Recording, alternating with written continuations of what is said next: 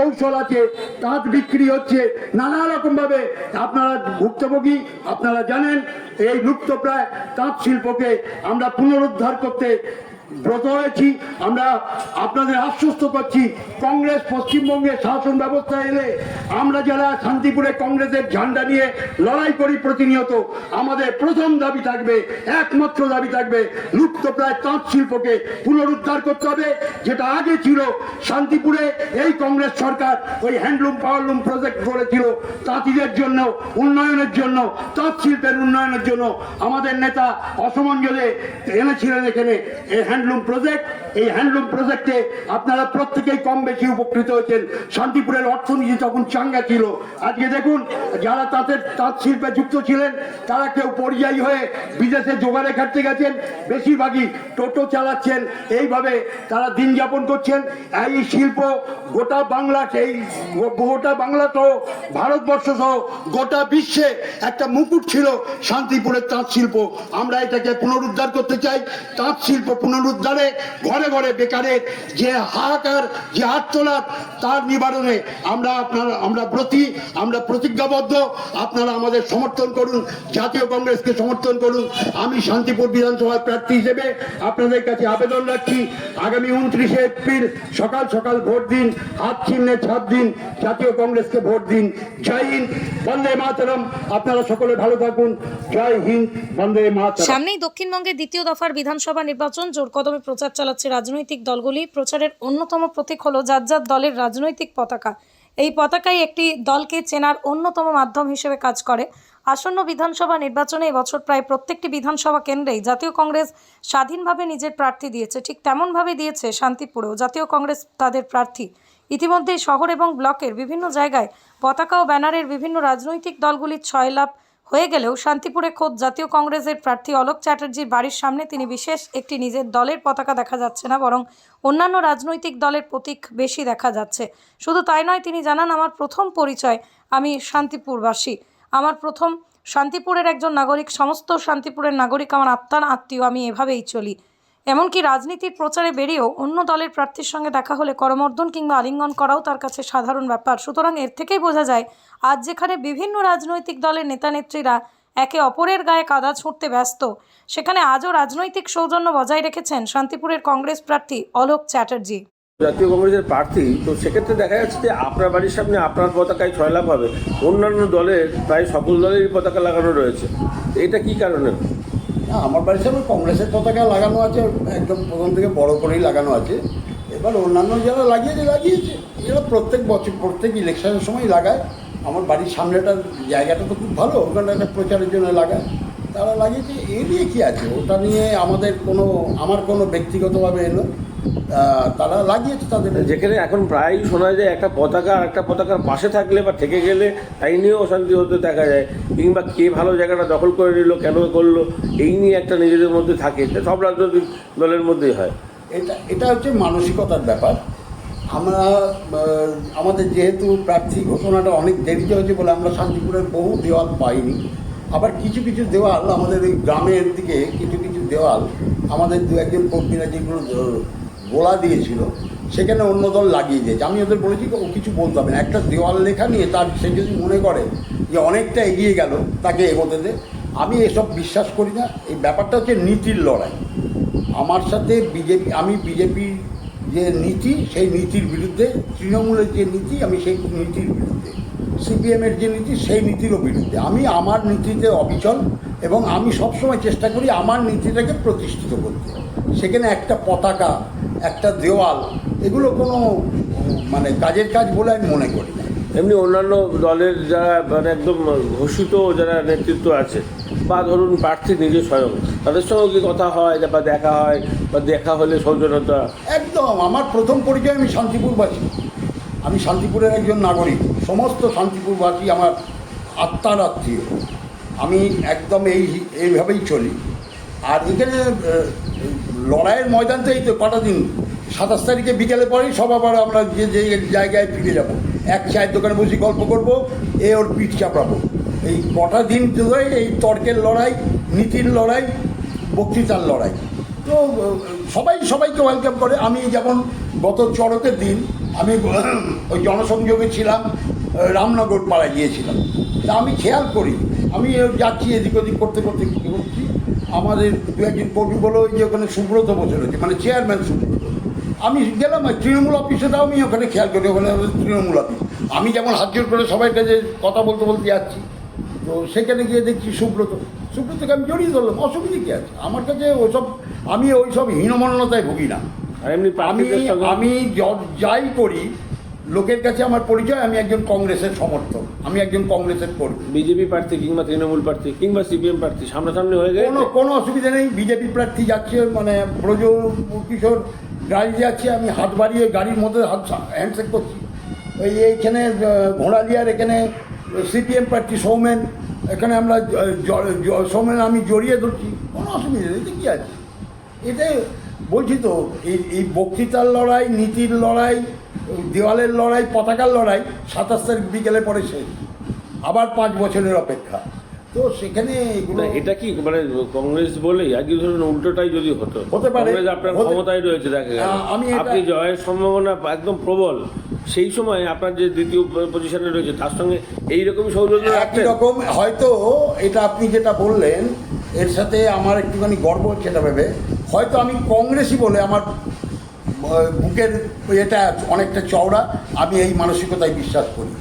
হয়তো কেউ কেউ সংকীর্ণতায় ভোগেন, সে হয়তো পাশ কাটিয়ে চলে যান, দেখা হলেও মুখটা যদি না দেখা হয় পাশ কাটিয়ে যান, সে ব্যক্তি বিশেষের উপর নির্ভর করে। এবং আমার দলের এত উদারতা, এত বিশ্বাস, এত মানুষের প্রতি আস্থা, আমরা সবসময় এটা নিয়ে এইটাকেই সম্পদ বলে ভাবি। না, আমি এটা বলতেছি, ধরুন পশ্চিমবঙ্গে ক্ষমতায় এই মুহূর্তে রয়েছে জাতীয় কংগ্রেস, আপনি সেই দলেরই বিধায়ক পদ হিসেবে হোল্ড করছেন, আর এবার দ্বিতীয় তৃতীয় লড়াইয়ের জন্য দেখা গেল তৃণমূল কিংবা বিজেপি কিংবা সিপিআইএম রয়েছে, তাহলেও কি একই সৌজন্যতা থাকবে? একই রকম থাকবে, আমার কাছে থাকবে। এটা এখন ব্যক্তি বিশেষের উপর নির্ভর করে। কেউ কেউ মনে করে যে প্রতিদ্বন্দ্বীর সাথে কথা বললে হয়তো তার ওজন কমে যাবে, এটা ব্যক্তি বিশেষের উপর নির্ভর করে। আপনার যা বয়স তাতে আপনি মানে পশ্চিমবঙ্গের কি ক্ষমতায় তো দেখেননি ছোটবেলায়? কি কংগ্রেসকে? হ্যাঁ, আমি সিদ্ধার্থ শঙ্করের খবর দেখেছি। আমার প্রায় 70 বছর বয়স। আচ্ছা, আমি সিদ্ধার্থ শঙ্করের দেখেছি, আমি সুব্রত মুখার্জিকে দেখেছি তথ্যমন্ত্রী হিসেবে, 26 বছরের যুবক পশ্চিমবঙ্গের তথ্যমন্ত্রী, আমি দেখেছি, এগুলো দেখেছি। আনন্দমোহন বিশ্বাসকে দেখেছি কৃষিমন্ত্রী হিসেবে নদিয়া জেলার ডেভেলপ করতে। অ্যাকচুয়ালি কংগ্রেস ছাড়া কোনো তো ডেভেলপমেন্ট নেই। শান্তিপুরে আপনি যেদিকেই তাকান যা দেখবেন, নীল সাদা রঙই দেখবেন, যা দেখুন সব কংগ্রেস প্রতিষ্ঠিত, কংগ্রেসের এমএলএরা করেছে। সে অসমঞ্জদেই হোক, অজয়দেই হোক, অরিন্দম ভট্টাচার্য হোক, তারা কংগ্রেসি হিসেবে স্বীকৃতি পেয়েছে, তবে এই কাজগুলো করতে পেরেছে। তাতে এমনি আর এই আমলে এই তৃণমূল যে রাজত্ব করছে পশ্চিমবঙ্গে, এরা ওই সবগুলোকে নীল সাদা রঙ করে উন্নয়ন, অনুপ্রেরণা আর হাত জোর করা ছবি আর হাসি মুখের ছবি দিয়ে ভরিয়ে দিয়েছে। এটা মানুষ বিচার করবে। তো সেক্ষেত্রে আপনার তখন কোনো পোস্ট হোল্ড করতেন যখন রাজ্যে? তখন আমরা একদম কৈশোর বয়স আমাদের তখন, কিন্তু মিছিলে বেরোতাম, তখন মিছিলে বেরোতাম। আমরা এরকম দেখেছি নির্বাচনে মকসেদ আলী, কানাই পাল যখন শান্তিপুরে প্রতিদ্বন্দ্বিতা করেছেন, নমস্য রাজনীতিবিদ তারা, মকসেদ আলীর মতো, কানাই পালের মতো, এরা জননেতা ছিল, হরিদাসদের মতো, এরা সব জননেতা ছিল, প্রকৃত জননেতা। তখন তো এত বাহুল্য ছিল না। আমি এটা দেখেছি যে ওই বামপন্থীরা খবরের কাগজে লাল রং দিয়ে পোস্টার মেরে আমাদের পাড়ায় লাগাতেন, সব জায়গাতেই। তাদের এই মানে সব দলেরই ছিল, কংগ্রেস দল মানে তাদের কিছু ছিল তা নয়। আমরা তখন উৎসাহী হয়ে ওইরকম হয়তো সাদা কাগজে লিখে মেরে দিয়েছি। হ্যাঁ, এগুলো করেছি, আমরা দেখেছি এগুলো। এখন তো সব মিডিয়ার যুগ এসে সব তো মানে আপনাদের মাধ্যম দিয়ে নানা রকমভাবে প্রচারের দেখা যাচ্ছে। এই উন্নয়নটা আমরা দেখেছি। আর আগের প্রচারটা ছিল অন্যরকম। একদম একদম। তখন ওই চোঙা দিয়ে কানাইপাল একটা এত বড় চোঙা নিয়ে সাইকেল চালিয়ে, 8 হাতি খেটো ধুতি, একটা সাইকেল চালিয়ে চোঙা নিয়ে বলে বেড়াচ্ছেন আজকে বিকেলবেলায় অমুক জায়গায় মিটিং, কালী মুখার্জির মাঠের জনসভা।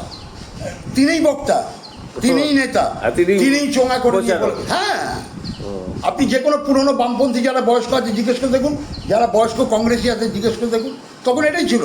হরিদাসদের মহাশয় খালি পায়ে হাঁটতেন রাস্তা দিয়ে। হরিদাসদের ওই ব্রহ্মাতলায় তখন ওই মহোৎসব হতো, হরিদাস প্রত্যেক বছর এটা ছিল। হরিদাসদের তখন শান্তিপুরের একদম জননেতা, ওই খেয়ে সব পাতা তোলাগুলো তখন ওই শাল পাতাটা যখন কলা পাতায় খাওয়ানো হতো, ওই কলা পাতাগুলো তুলে তুলে ঝুড়ি করে নিয়ে ফেলতেন। ওরা বহুত ভাবতেন, মানে ওনাদের মানসিকতাতে ছিল যে ওরা দরিদ্র সেবা করছে, তখন দরিদ্র নারায়ণ সেবা হতো। এখন তো মহোৎসব মানে আমিও বসে করছি, আপনিও বসে করছেন। তখন মহোৎসবে কিন্তু অ্যাকচুয়ালি এই দরিদ্র নারায়ণ সেবা বলা হতো, এখন ওটা মহোৎসবে হয়েছে। মানে ওটা একটা পুণ্যের মধ্যে একদম, হয়তো আমি জানি না সেটা, আমার দেখা এগুলো, মানে এরা এরকম নমস্য নেতা ছিলেন শান্তিপুরে। আচ্ছা, একটা অন্য ধরনের প্রশ্ন, সেটা হচ্ছে এই যে স্টার ক্যাম্পেনিং তো সবারই হয়, সব দলেরই হয়, আপনাদের দলেও তো অনেক আছে, পশ্চিমবঙ্গে সেইভাবে না থাকলেও অন্যান্য জায়গায়, তো সেক্ষেত্রে প্রচারের জন্য তো পাওয়াও যায়, তো আপনাদের এখানে কেউ আসছেন নাকি? না, আমাদের সেরকম এখনো পর্যন্ত কোনো হয়নি। আর ব্যাপারটা হচ্ছে আমিও সেই ব্যাপারটাতে প্রাধান্য দিইনি এই কারণেই, এখানে একটা অর্থের ব্যাপার আছে, আমাদের অর্থের সংকুলান একদম খুব বাজে অবস্থায়, সেটা আর আমি বিস্তারিত যাচ্ছি না। তো সেটা করতে গেলেও একটা খরচের, সেই খরচটা বহন করার ক্ষমতা আমার প্রথম কথা নেই। দ্বিতীয় কথা যে স্টার ক্যাম্পেনিং হলেও তো 23 তারিখ গতকাল পর্যন্ত সব নির্বাচিত ছিল, যারা ওই দিককার নেতারাই আসার কথা। তো আমি চেষ্টা চালাচ্ছি যদি কোনো মতে সম্ভব হয় একটা রোড শো পালানোর জন্য। এখনও পর্যন্ত মানে সেরকম মানে ইয়ে নেই, তবে চেষ্টা আমাদের চলছে। আর এখন আবার এই নির্বাচন কমিশনের নানা রকম বিধিতে, ও তো আমি যদি সোমবারেও প্রোগ্রাম করি, আজকের মধ্যেই আমাকে পারমিশনের জন্য করতে হবে, 48 ঘন্টা আগে করতে হবে, সেসবগুলো আছে। আর এমনি প্রচার কি প্রতিদিন, মানে প্রতিদিন সকাল বিকেল আমাদের প্রচার চলছে।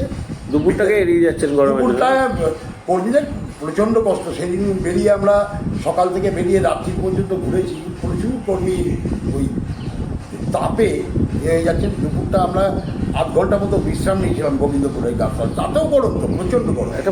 এখন ওই সকালবেলায় যেটুকুনি মোটামুটি করা আছে, বিকেলবেলাটা আমরা 4টে থেকে একদম রাত্রি 8টা-9টা পর্যন্ত চালিয়ে যাই। পরিবারের যাদের কাছে প্রচারে যাচ্ছেন তাদের প্রবীণ মানুষদেরকে তো নতুন করে জাতীয় কংগ্রেস সম্পর্কে বলার কিছু নেই, বরং তারাই গল্প শুনিয়ে দিচ্ছে যে সেই সময় কংগ্রেসের তারা কী দায়িত্বে ছিলেন, কী করতেন। কিন্তু এই প্রজন্মের যারা ছেলেমেয়েরা, তারা তো কংগ্রেস সম্পর্কে দেখেনি কোনোদিন, তাদের কাছে কীভাবে প্রচারটা নামাচ্ছেন? না, তাদের কাছে প্রচারটা চালাচ্ছি আমরা। দেখুন, এখন ব্যাপারটা হচ্ছে যে এই যে দেশে যে রাজনৈতিক পরিস্থিতি, সে কেন্দ্রেই হোক বা রাজ্যেই হোক, যাদের বিরুদ্ধে আমরা প্রতিদ্বন্দ্বিতা করছি,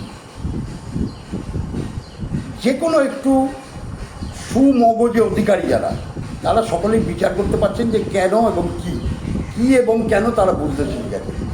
আমরা গিয়ে ওখানে বলছি, ভাই আপনি কংগ্রেস আমলের ইতিহাস দেখুন আর এই আমলগুলো দেখুন, পার্থক্যটা উপলব্ধি করুন, বুঝুন, দয়া করে কংগ্রেসের পাশে দাঁড়ান। দেশ আজ বিপন্ন, দেশের অবস্থা সাংঘাতিক, কীরকম অবস্থা আপনারা জানেন, প্রতিনিয়ত মিথ্যাচারের ফানুস উঠছে। তো আপনারা এই প্রকৃত অবস্থাটা জেনে কংগ্রেসকে শক্তিশালী করুন, কংগ্রেসের পাশে দাঁড়ান, কংগ্রেস প্রার্থীদের ভোট দিন, এই আবেদনটা জানাচ্ছি। আর প্রবীণ ব্যাপার বলে আমাদের শান্তিপুরের বিজন ঘোষের মতো, বিজনদার মতো শ্রদ্ধেয় নেতা, প্রায় 83 বছর বয়স, তিনি প্রতিনিয়ত দুবেলা প্রচারে যাচ্ছেন। শ্যামলদের মতো বর্ষিয়ান নেতা, হ্যাঁ, উনি অসুস্থ, করোনাতে সাংঘাতিকভাবে অসুস্থ হয়ে প্রায় 1 মাস হাসপাতালে। হরিদাসদের নাতি হন সম্পর্কে। তো শ্যামলদার মতো নেতা, শ্যামলদার সকাল 7টা থেকে রাত্রি 9টা পর্যন্ত নন স্টপ, ও যদি কোনো কর্মী না জোটে একটা কাউকে পেছনে নিয়ে চলে যাচ্ছে, মোটর বাইকে হোক আর টোটোতেই হোক। আর একটা কর্মীর কথা বলছিলেন যে গৌতম বলে ফুলিয়া, সেটা কি খুব নিডি? ফুলিয়ায় আমাদের একজন কর্মী আছেন, ওকে আমি দেখেছি ছাত্র অবস্থায়, শান্তিপুর কলেজের ছাত্রজন, তখন অসমঞ্জদের আমল। ও তুখোর বক্তা ছিল, তুখোর বক্তা, মানে কংগ্রেসে আবার সাংঘাতিক কংগ্রেসে ছিল গৌতম বসার। তো ও এখনও পর্যন্ত সেই কংগ্রেসের প্রতি আস্থা ও অবিচল। এবং শুধু তাই নয়, এই আমার শান্তিপুর বিধানসভার মধ্যে সকলেই কম বেশি ডেডিকেশন আছে। গৌতমের ডেডিকেশনটা একটু ভিন্ন ধারা। ও প্রচণ্ড দারিদ্রতার সাথে লড়াই করে প্রতিনিয়ত। ওর মানে চেহারা দেখলেই বুঝতে পারবেন ওর দারিদ্রতাটা সাংঘাতিক জায়গায়। মানে সে ওই 2-4টে গাছের চারা বিক্রি করে ঘূর্ণিবৃত্তি নিবারণ করে। তো সেই ছেলেটা আজও পর্যন্ত, এখনও পর্যন্ত, এবারে নির্বাচনে সে বিকেল পর্যন্ত চারা বিক্রি করে, বিকেল থেকে রাত্রির 11টা, 12টা, 1টা পর্যন্ত এই প্রচার চালিয়ে আছে। উনি বলছিলেন যে একটা মোবাইল নাকি আপনি দিয়েছেন ওনাকে। হ্যাঁ, ওটা দয়া করে আর বলতে না মানে আমি তার মানে বলতে চাইছি যে তার মানে এতদিন যোগাযোগটা কিভাবে করতেন? না, যোগাযোগ করতাম মানে কারোর থ্রু দিয়ে হতো। কোনো একটা আমার চেনা জানা তাকে বলুন, তুই বল গৌতমকে গিয়ে ফোনটা দিয়ে কথা বল।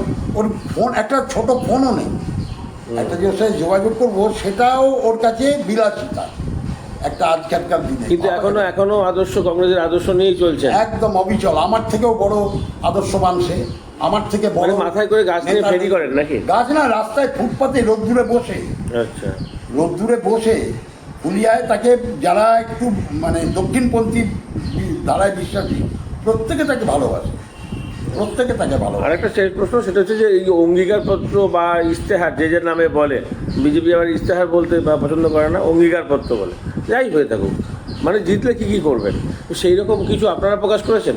হ্যাঁ, আমরাও করেছি। আমরা জিতলে আমাদের তো আমরা ব্যানার, পোস্টার, ফেস্টুন সব জায়গাতে আমরা একটা এজেন্ডাই রেখেছি। আছে আমাদের দলীয় ইশতেহার আছে, দলীয় ইশতেহারে তো 10টা আছে, সেগুলো আমরা লিফলেটের মাধ্যমেও জানিয়েছি। আমরা যেটা আমার বক্তব্য যেটা একজন প্রার্থী হিসেবে, শান্তিপুরের তাঁত শিল্পটা লুপ্তপ্রায়, একদম শেষ হয়ে গেছে। তাঁতিদের হাহাকার বা এই যে আমাদের শান্তিপুরের অর্থনীতি ব্যবস্থাটা এমন জায়গায় চলে গেছে, একটা শ্রেণী ওই বিভিন্ন ধরনের কাপড় বিক্রি করে তারা 5তলা 6তলা বাড়ি করে ফেলছে, আর একটা শ্রেণী মানে যারা শান্তিপুরের অহংকার, যাদের অহংকারে আমরা গর্বিত হতাম, সেই তন্তুবায়রা একদম নিরন্ন অবস্থায় রয়েছেন। তাঁত মানে ওই সেই আমাদের চিরপ্রচলিত সেই হাতে বোনা তাঁত, সেই কাপড়ের মান, তার নকশা, সেসব বিলুপ্ত হয়ে গিয়ে এখন সব আধুনিকীকরণে মেশিনে তৈরি হচ্ছে। এবং এই যারা দৈনন্দিন জীবন হয়তো একখানা কাপড় বুনে দিন যাপন করতেন, এরকম বহুজন, তারা বেশিরভাগ পরিযায়ী হয়ে গেছে, দেশে বিদেশে গিয়ে জোগাড়ের কাজ করছেন, রাজমিস্ত্রি, টোটো চালাচ্ছেন। এরকমভাবে একদম মানে হচ্ছে আমার যেটা আছে যে এই তাঁত শিল্পটাকে আমাদের দলমত নির্বিশেষে, আমি কোনো শুধু কংগ্রেসের এজেন্ডা বলছি না, এখানে যারা আছেন, যে সমস্ত রাজনৈতিক দল প্রতিদ্বন্দ্বিতা করছেন, আমরা সংঘবদ্ধভাবে এটার জন্য একটা আন্দোলন করার দরকার আছে। কারণ এই শান্তিপুর, আমাদের তন্তুশিল্প শেষ হয়ে গেল মানে শান্তিপুরের যাবতীয় ইতিহাস গল্প শেষ হয়ে যাবে বলে মনে করি। আমাদের এখানে অনেক নমস্য ব্যক্তিরা জন্মেছেন, তারা অনেক কিছু, তাদের অনেক অবদানে শান্তিপুর সমৃদ্ধ। এই শান্তিপুরকে বাঁচাতে হলে তাঁত শিল্পকে রক্ষা করার জন্য আমরা যেন সকলে দলবদ্ধভাবে আসুন নির্বাচনের পরে এটাই আমাদের অঙ্গীকার হোক সমস্ত দলের, যে তাঁত শিল্পের জন্য আমরা সংঘবদ্ধভাবে এই তাঁত শিল্পীদের জন্য একটা কিছু করি। আমাদের আবেদন পৌঁছে দিতে এসেছি। বন্ধুগণ, আপনারা দেখেছেন কয়েকদিন আগেই তৃণমূল কংগ্রেসের সভা হলো। সত্যবাদী মুখ্যমন্ত্রী বলেই দিলেন যে শান্তিপুর কানলার ব্রিজ হয়ে গিয়েছে, 15 মিনিটে আপনারা কানলায় চলে গিয়ে 108টা শিব মন্দির থেকে আসবেন। তিনি এও বলেছেন তিনি তাঁতের কাপড়ের ডিজাইন করেন নাকি, তার আমলে তাঁতের কাপড়ের ডিজাইন করার জন্য এই আমলে শান্তিপুরের তাঁতের পঞ্চপ্রাপ্তি হয়েছে, শান্তিপুরের কাপড়ের ব্যবসা প্রায় শ্মশানে চলে গিয়েছে। এই হচ্ছে শান্তিপুরের অবস্থা, এই হচ্ছে সত্যবাদী মুখ্যমন্ত্রীর শান্তিপুরের কানলা ব্রিজের ঘটনা। বন্ধুগণ, আপনারা দেখেছেন যে এরা বলছে এগিয়ে বাংলা, বাংলা সত্যি এগিয়ে। এই বাংলায়, এই রাজত্বে 4000 স্কুল উঠে গিয়েছে, এই বাংলায় এগিয়ে 7,500 মদের দোকান তৈরি হয়েছে, এই বাংলায় এগিয়ে 27,000 লোকের চাকরি গিয়েছে। শিক্ষামন্ত্রী আর শিক্ষামন্ত্রীর বান্ধবীর ঘর থেকে বস্তা বস্তা টাকা আর বান্ডিল বান্ডিল সমস্ত সোনার প্যাকেট পাওয়া গিয়েছে। এগিয়ে বাংলা দেখেছেন খাদ্যমন্ত্রী জেলে গিয়েছে, চাল গম সব বেচে দিয়েছে। এগিয়ে বাংলা, এখানে সব কিছু করতে গেলে একটি তৃণমূলের নেতা পাবেন না যার মধ্যে সততা আছে, সবেতেই কাটমানি। বাংলা এগিয়ে, এরা বালি খেয়েছে, এরা মাটি খেয়েছে, এরা কয়লা খেয়েছে, এরা গরু পাচার করেছে। বাংলা দ্রুত এগিয়ে যাচ্ছে শ্মশানের দিকে। তাই বন্ধুগণ, এই পরিসরে বক্তব্য দীর্ঘায়িত করব না। আপনারা এই ভোটে আপনাদের মূল্যবান দেওয়ার আগে বিচার করবেন।